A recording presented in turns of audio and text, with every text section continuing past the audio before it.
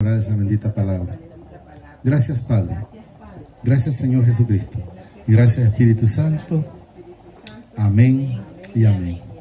Fíjense que vamos a leer un Juan 8.1. Leí hace poco el 8 del 21 en adelante, pero ahorita vamos a leer el 8.1 en adelante, quizás vamos a llegar hasta el 20.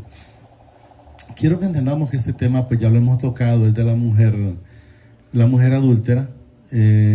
Ahí aparece la mujer, pero entendamos que sea mujer o sea el hombre, pues igual el perdón es también para las personas. El Señor nos menciona en ciertos textos que la persona puede ser adúltera, puede ser ladrón, puede ser mentiroso, puede ser hipócrita, puede ser orgulloso, prepotente, cuántas cosas puede ponerle. Pero debemos de saber algo, que si nosotros vamos a Él con un corazón contrito, Él nos perdona. Porque Él es un Padre de amor. Las personas, casualmente hoy estaba leyendo y por ratitos meditando, donde a veces cree la gente que el Señor es malo, por la gente que padece muchas situaciones. Pero en realidad, si leemos si quiere póngame el Juan 3:17.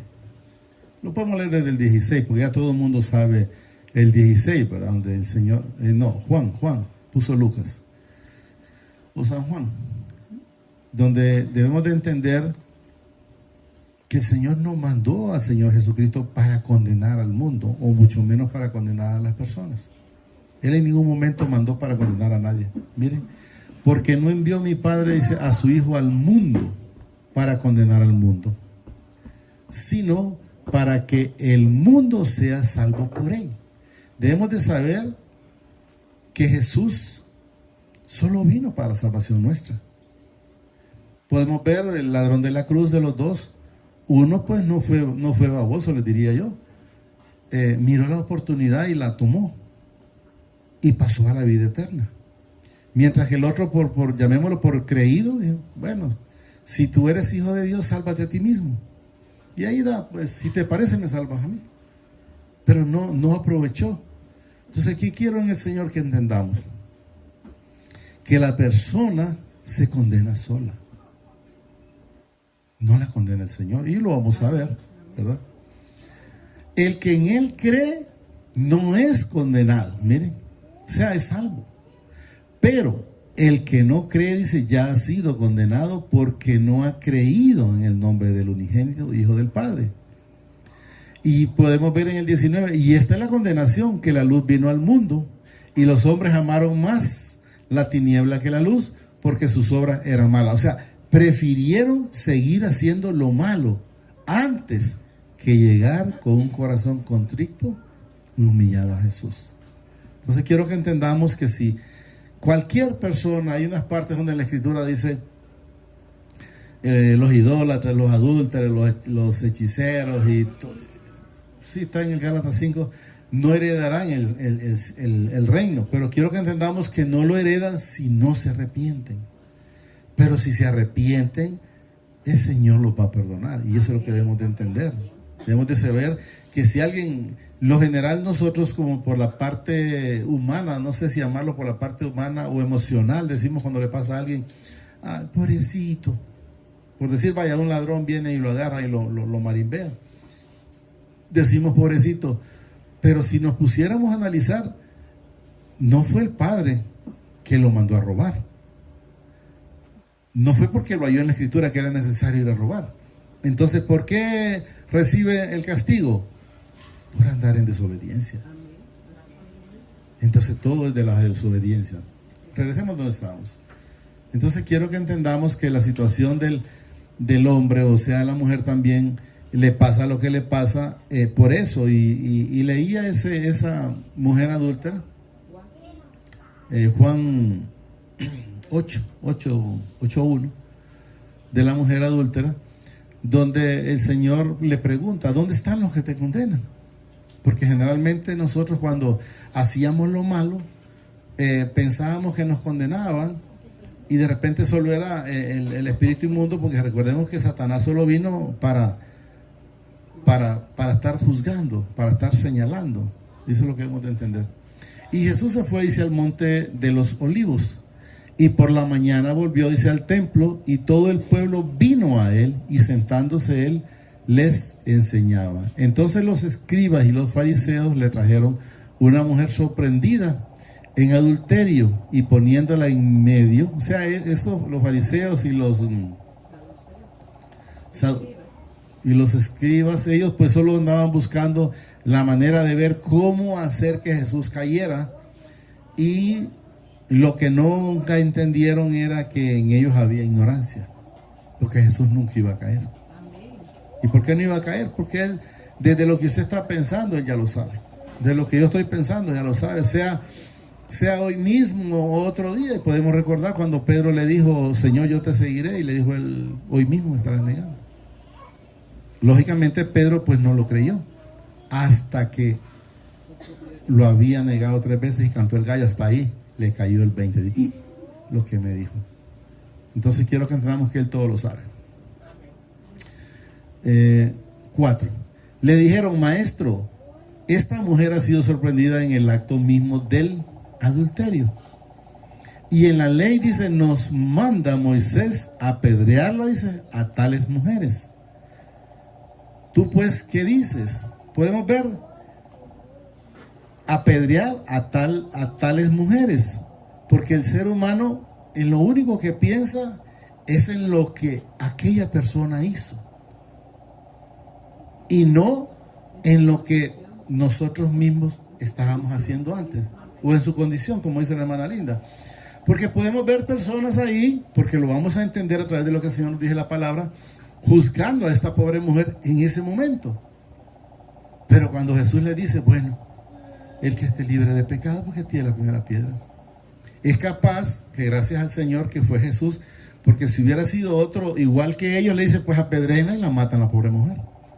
¿Por qué? Porque no había en ellos misericordia, porque no había en ellos ese amor que hay en Jesús, ese amor que debe de haber en cada uno de nosotros cuando llegamos a Jesús, porque Él dice que nosotros somos nuevas criaturas. Entonces debe estar el amor en nosotros, ¿no? Y en la ley dice, nos manda Moisés a apedrear a tales mujeres. Tú pues, ¿qué dices? Mas esto decían, dice, tentándole. Ahí está, para que sepamos que era por molestar, para poder acusarle. Como quien dice, él va a decir algo otra cosa, pero como Jesús ya sabía la intención de ellos, dice. Pero Jesús, inclinado, dice, hacia el suelo, escribía en tierra con el dedo, y como insistieran en preguntarle, se enderezó o se paró, para que entendamos, y les dijo, el que de vosotros esté sin pecado, sea el primero en arrojar la primera piedra contra ella. O sea, les dio en la llaga. Y les dio en la llaga, ¿por qué? Porque el único que no pecó en esta tierra se llama Jesucristo. De ahí debemos de entender que todos fuimos sometidos a desobediencia. ¿Qué significa ser sometido? Que pecamos. Usted puede ver, yo lo he mencionado muy pocas veces, pero lo he mencionado. Usted puede ver un sacerdote, puede ver un pastor o pastora o lo que sea, y la puede ver muy santificada, llamémoslo de esa manera, pero sepa que fue sometida a desobediencia en su momento. Que el Señor la haya cambiado es otra cosa, pero antes de, fue sometida a la persona a desobediencia.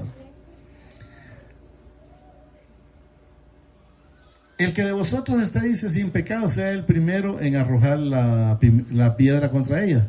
E inclinándose de nuevo hacia el suelo, o sea, siguió escribiendo y en tierra. Ahí está, miren. Pero ellos, al oír esto, acusados por su conciencia, o sea, sí es cierto, yo hice tal cosa. Yo me imagino que debe haber habido algunos que otros ahí que también habían tenido algo que ver con ella. Pero en ese momento, como querían justificar cualquier cosa para hacer caer a Jesús en su mente, acusados por su conciencia, salían uno a uno, dice, comenzando desde los más viejos hasta los postreros, o sea, los más ancianos y los más jóvenes, y quedó solo Jesús y la mujer que estaba, dice, en medio. Enderezándose Jesús, o sea, Jesús ya sabiendo que no había nadie, eso es lo que quiero que entendamos, Y no viendo a nadie, sino a la mujer, le dijo, mujer, ¿dónde están los que te acusaban? Y él le dice también ahí, ninguno te condena. O te condenó, pues, te condenó.